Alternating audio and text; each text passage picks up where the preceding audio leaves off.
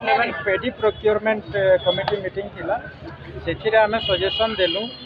जे बलांगीर जिले में गोटे एकड़ धान चाष कले 40 रु 45 क्विंटाल धान हो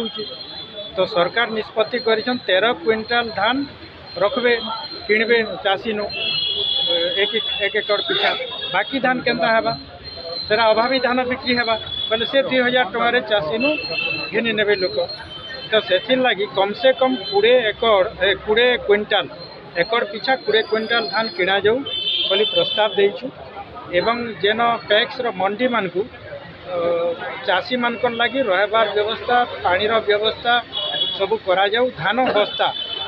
गनी बैग सेटा टैक्स जुगई दो बोलिक दाबी कराई एवं चाषी मान को 3100 टंका धान 2300 और प्लस 800 टंका होचे एमएसपी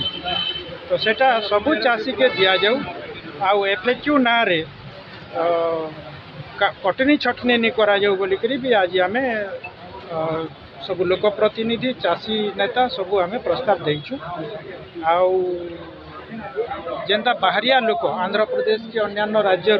3100 होगला बोली आसिक बिकबे से लगी पुलिस सिक्योरिटी पुलिस व्यवस्था चेकिंग व्यवस्था नाका व्यवस्था करवार लगी भी आम